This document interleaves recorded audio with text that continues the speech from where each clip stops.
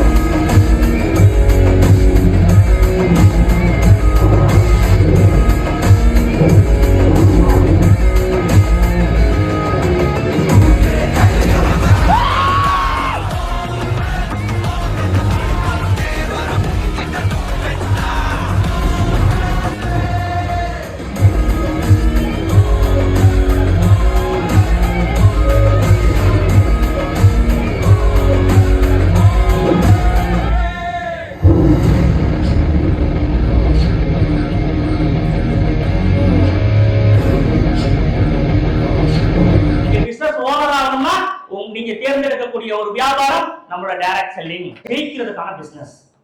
இன்னைக்கு சாப்பாட்டுக்கு வழி இல்லாம ஆரம்பிக்கிற பிசினஸ் இல்ல, அதை புரிஞ்சுக்கங்க. இது பக்காவான பிசினஸ் கேட்டகரி, பக்காவான பிசினஸ் சிஸ்டம்.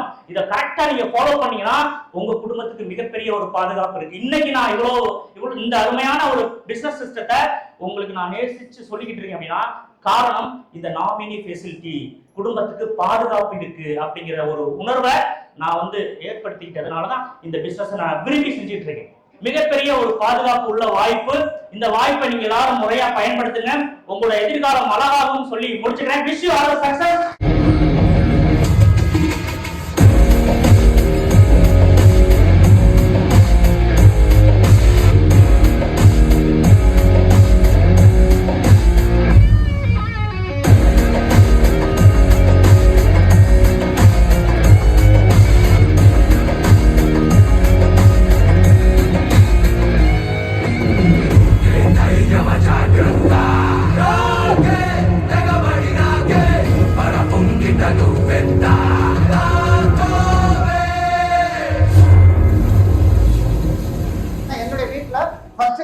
அண்ணனை யாரும் படிக்கல, நான் தான் காலேஜ்.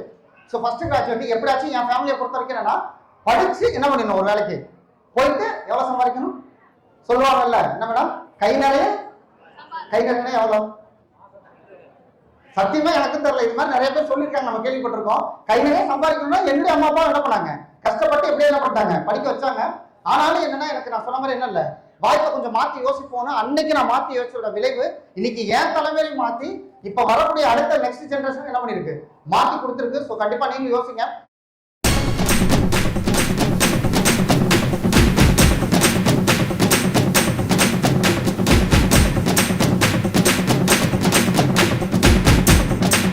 ஒவ்வொருத்தருக்கும் வாய்ப்பு கிடைக்கும், அதை சரியா பயன்படுத்தணும். ஏன்னா நான் ஹாஸ்பிட்டல்ல வேலை பார்த்து 7000 ரூபாய் 10 வருஷம் வேலை பார்த்தா விட என்னோட வருமானம் இன்னைக்கு 12,000 தான் இருந்திருக்கும். நான் மாற்றி யோசிச்சேன் அந்த நேரத்துல. அதனாலதான் இன்னைக்கு 1.5 லட்சம் கிட்ட வருமானம் வாங்கிட்டு இருக்கேன். அப்ப ஒவ்வொருத்தருக்கும் வாய்ப்பு கிடைக்குது.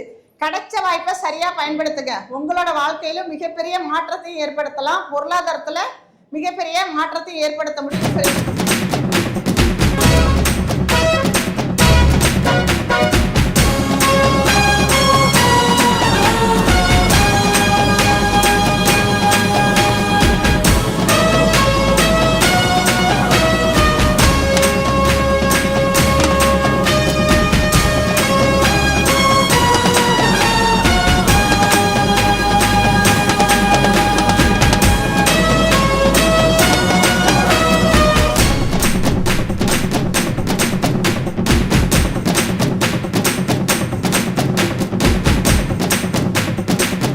நான் சொல்றேன், எல்லா துறையிலையும் பணம் சம்பாதிக்கிறதுக்கான வாய்ப்பு இருக்கு.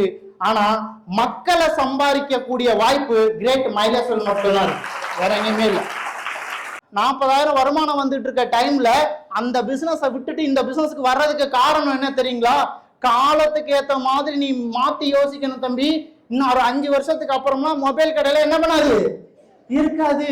காலத்துக்கு ஏத்த மாதிரி யாரு ஒருத்தர் தொழிலை மாத்தி அமைக்கிறாரோ அவர் தான் கோடீஸ்வரன் லட்சாதிபதியா இந்த உலகத்துல வந்துட்டு இருக்காங்க. 30 வருஷத்துல அடுத்து 30 வருஷத்துக்கு இந்த உலகம் ஆள போறது எது அப்படின்னா ஏஐன்ற தொழில்நுட்பம், அதுக்கப்புறம் வெல்னஸ், ஏஜிஐ, அதுக்கப்புறம் வந்து பாத்தீங்கன்னா டைரக்ட் செல்லிங். இதுல 2 பவர்ஃபுல் ஐடியா நம்ம கிட்ட இருக்கு. 30 வருஷத்துக்கு இனிமே எதை பத்தியும் மக்கள் கவலைப்படக்கூடாதுன்னா டைரக்ட் செல்லிங் பண்ணுங்க, நம்மளுடைய மைலேஜ் இல்லை. அந்த மாதிரி மக்களை சந்திக்கிறதுக்கும் உருவாக்குறதுக்கும் நாங்க ஒரு 5 வருஷத்துக்கு முன்னாடி மாத்தி யோசிச்ச காரணத்தினாலதான் இன்னைக்கு மாற்றத்துக்கு உண்டான நபரா உங்க முன்னாடி நேஷனல் டீம் கோஆர்டினேட்டரா இங்க வந்து நிக்க முடியுது.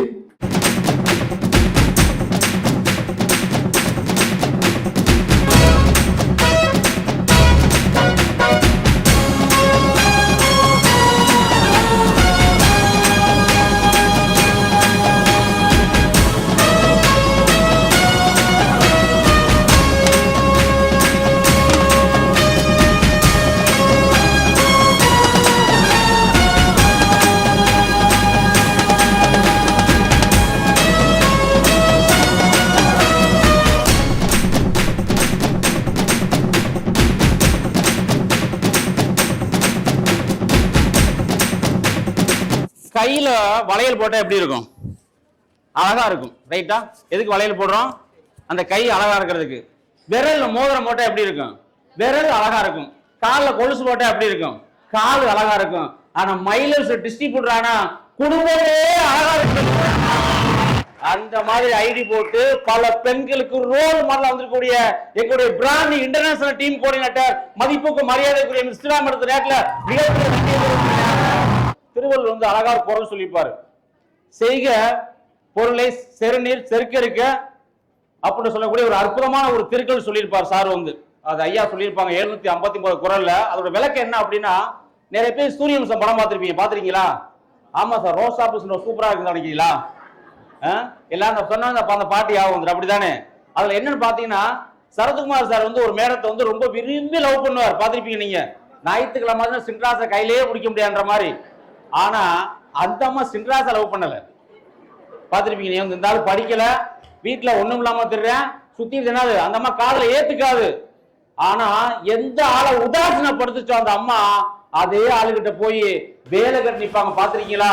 அந்த மாதிரி வாழ்க்கையில பணம் இல்ல, பொருளாதாரம் இல்ல, அந்த மாதிரி நிறைய பேர் என்ன பண்ணிருப்பாங்க, நம்மளை உதாசீனப்படுத்திருப்பாங்க. ஒன்னே ஒண்ணு சொல்றேன், மைலேஜ் டிஸ்ட்ரிபியூட்டர் ஆயிட்டு கூட்டி வந்த ஒவ்வொரு நபரையும் ஒரு 3 வருஷம் இந்த வியாபாரம் நின்றீங்க அப்படின்னா பெரிய லெவல்ல சாதிக்க முடியும். எதுக்கு? நான் தான் காரணம். படிப்பு பெருசா இல்ல, பக்க கிராமம், பெரிய பர்சனாலிட்டி இல்ல, ஆனா வெறி என்ன இருக்கு உடம்புக்குள்ள அப்படியே ஊறிக்கிட்டு இருந்துச்சு. உள்ள வரும்போது பயந்துகிட்டு தான் வந்தேன். உள்ள வந்ததுக்கு அப்புறம் வாழ்க்கையில ஜெயிக்கிறதுக்கு கடவுள் கொடுத்த ஒரு பெரிய வரப்பு சாமி நினைச்சு நானு.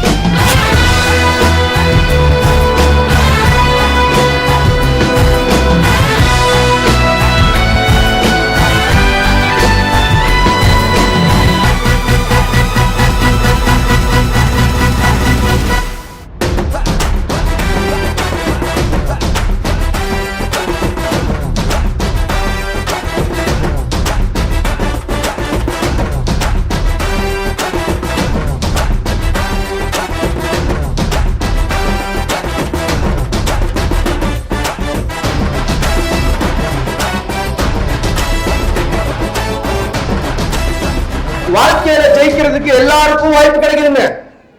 கரெக்டா? வாழ்க்கையில ஜெயிக்கிறதுக்கு எல்லாருக்கும் வாய்ப்பு கிடைக்குதுங்க. ஆனா அந்த வாய்ப்பை ஜெயிக்க வைக்கிறதுக்கு சொல்லி கொடுக்கக்கூடிய நபர் கூட நம்ம கரெக்டா பயணம் பண்ண ஆரம்பிச்சுட்டோம்னா நம்மளுடைய வெற்றியை கடவுள் நினைச்சாலும் தடுக்க முடியாததுக்கு காரணம் தான் மைலேஜ் இண்டஸ்ட்ரி. இன்னைக்கு மைலேஜ் இண்டஸ்ட்ரியில இன்னைக்கு இந்த வியாபாரத்தை இன்னைக்கு பிரம்மாண்டமா இன்னைக்கு உங்களெல்லாம் சம்பாதிக்கிறதுக்கு காரணமா இருக்கக்கூடிய விஷயம் என்னன்னா இங்க சிஸ்டம் ஒன்று இருக்குங்க. இந்த சிஸ்டத்துக்குள்ள நீங்க வேண்டாலும் ஜெயிக்கலாம். இனிமே இன்னும் 5 வருஷம் கழிச்சு, இன்னும் 10 வருஷம் கழிச்சு, இன்னும் ஒரு 50 வருஷம் கழிச்சு ஒருத்தர் வந்தா கூட, இன்னைக்கு பூமியில பிறக்கக்கூடிய ஒரு குழந்தையா இருந்தா கூட இன்னும் ஒரு 50 வருஷம் கழிச்சு அவர் நினைச்சாலும் ஜெயிக்க முடியுங்க. அப்படிப்பட்ட சிஸ்டத்தை ஈஸியான ஒரு வாய்ப்புக்காக டைரக்ட் செல்லிங் இண்டஸ்ட்ரியில இன்னைக்கு நமக்காக கிடைச்சிருக்கக்கூடிய வாய்ப்பு மைலேஜ் இண்டஸ்ட்ரி நமக்காக கொடுத்துட்டு இருக்காங்க. உங்க எல்லாரையும் எங்க மைலேஜ் கூட எலக்ட்ராம்பர் கூட நீங்க எல்லாருமே தொடர்ச்சியா பயணம் பண்றதுக்கு விஐபில தயார் அப்படின்னா 3 வருஷத்துல உங்களையும் நேஷனல் டீம் கோஆர்டினேட்டரா இந்த ஸ்டேஜ்லயும் இந்த ஸ்கிரீன்லயும் மக்களுடைய அழகு பார்க்க வைக்கிறதாங்க இவரோட வேலையை. ரெடியா? ஓகே ரெடியா? ஜெயிக்க ரெடியா? நினைச்ச மாதிரி வாழ ரெடியா? பல நபருக்கு இந்த வாழ்க்கையை கொடுக்க ரெடியா? இன்னைக்கு நம்மளுடைய எலக்ட்ராம்பர்ல இன்னைக்கு பெண்களுக்கு முன்மாதிரியாகவும் பெண்களுக்கு அடையாளமாகவும் இரும்பு பெண்மணியா நம்மளுடைய நாட்டுல சொன்ன இருக்காங்க. ஆட்சியில யாரும் இருக்கா இல்லையா? யாரும் இருக்கா இல்லையா? மைலேஜ்ல சிஸ்டத்தை ஒரு பொழுதும் தவற விடாம பிசினஸ் கரெக்டா செஞ்சு இன்னைக்கு ஒவ்வொரு அச்சீவ்மெண்ட்டும் பெண்களுக்கு முன்னாடி அடையாளத்தை காமிச்சிட்டு இருக்கக்கூடிய இரும்பு பெண்மணி, சிங்க பெண்மணி. சிங்க பெண்மணிக்கு பேர் கொடுக்கணும்னா என் அம்மாவுக்கு அவங்களுக்கு தான் கொடுக்கணும் பேரு. அந்த மாதிரி இன்னைக்கு பேரை வாங்கி எக்கோ சாம்பரோடைய ஃபவுண்டர், இன்டர்நேஷனல் டீம் கோஆர்டினேட்டர், எலக்ட்ராம்பர் first national, echo chamber first national இன்னைக்கு ஸ்ரீராமாவை நம்ம எல்லாருக்கும் சார்பாகவும் அவங்கள கிரேட் வெல்கம் பண்ணலாமா? வெல்கம் பண்ணலாமா?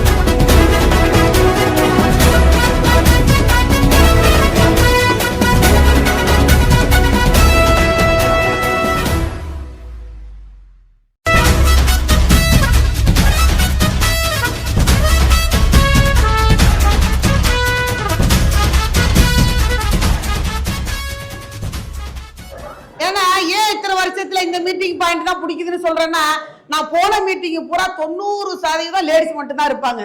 2 பேரும் ஜென்ஸும் லேடிஸும் கலந்து கலவையா இருக்கக்கூடிய ஒரு மீட்டிங் பாயிண்ட் தான் இது மட்டும்.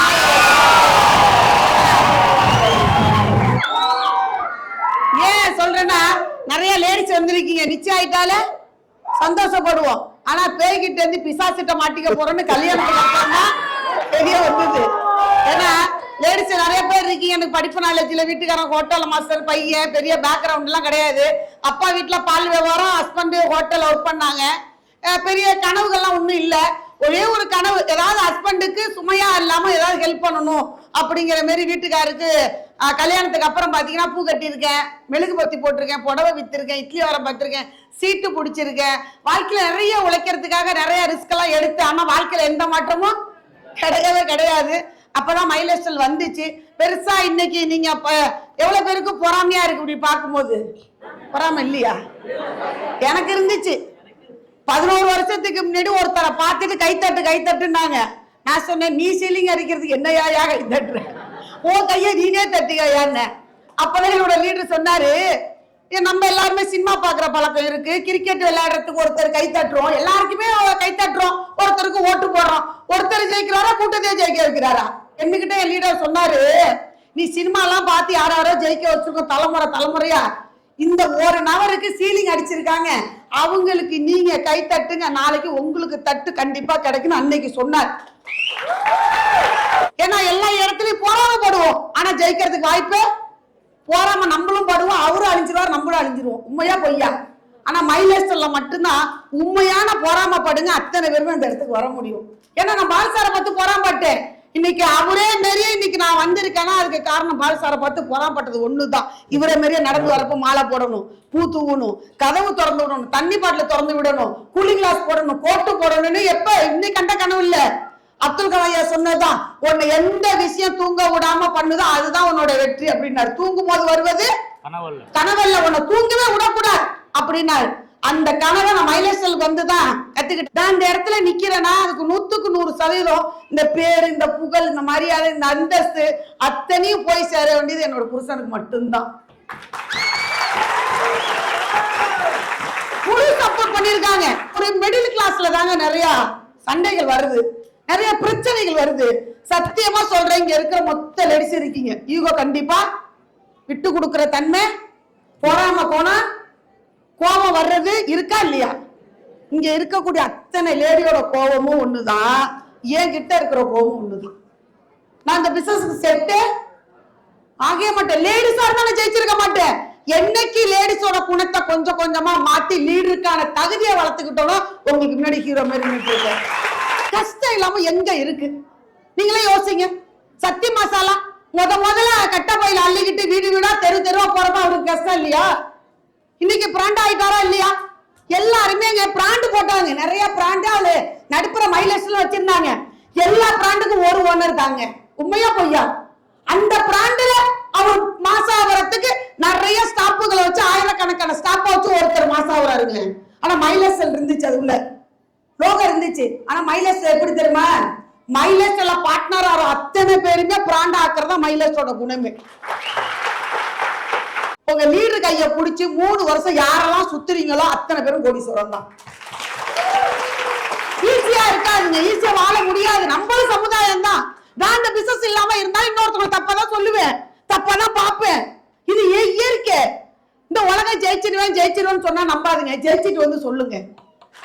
வழிகள் இருக்குங்க, என்னோட வழிகள் உள்ளவங்க காலில் இருப்பீங்க, என்னோட கஷ்டம் உள்ளவங்க காலில் இருப்பீங்க. ஆனா சொல்ல வாய்ப்பு கிடையாது, சொல்ல வாய்ப்பு கிடையாது. ஜெயிச்சிடுங்க. எங்க போன பிறகு என்னன்னு தெரியுமாங்க நமக்கு? இந்த பிறகு அடுத்த பிறகு தெரியுமா நமக்கு? ஆனா இருக்கிற ஒத்த பிறவில நான் யாருன்னு என் லீடர் ஒரு வார்த்தை சொன்னாரு, எல்லாரும் பணம் சம்பாதிப்பாங்க, மக்களை சம்பாதிக்கல.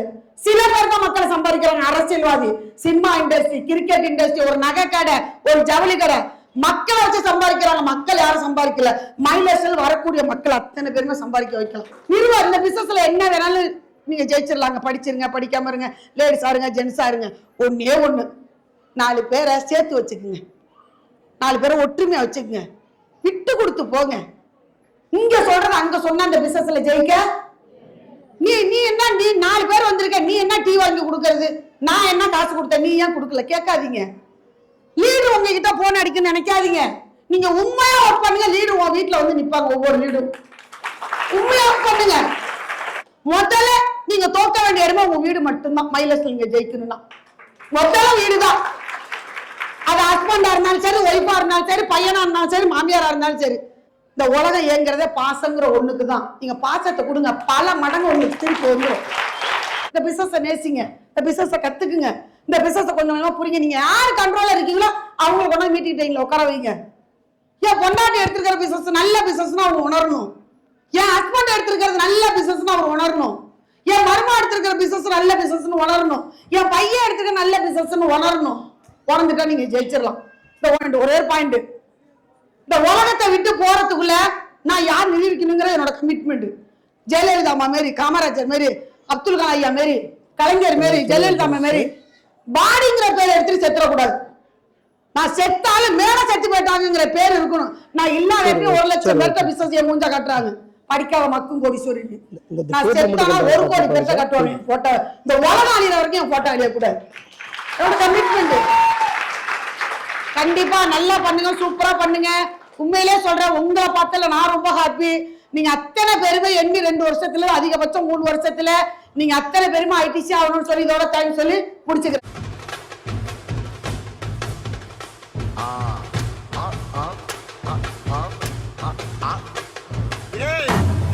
இது சப்பா பீட்டு கொளுத்துக்கடா. மஜாப்பா மஜாப்பா. இதா இதா இதா இதா. ஏய் எடிடா வாடா. பாத்தி கம்மி. ஓகே.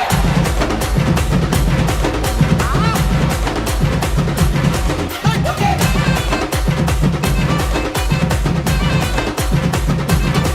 ரெடியா? அடுத்து உங்களுக்காக வரப்போறாங்க, தயாரா இருக்கீங்க? நெக்ஸ்ட் மாத்தியோசி 7 மீட் சொல்லி முடிச்சுங்க. விஷயம்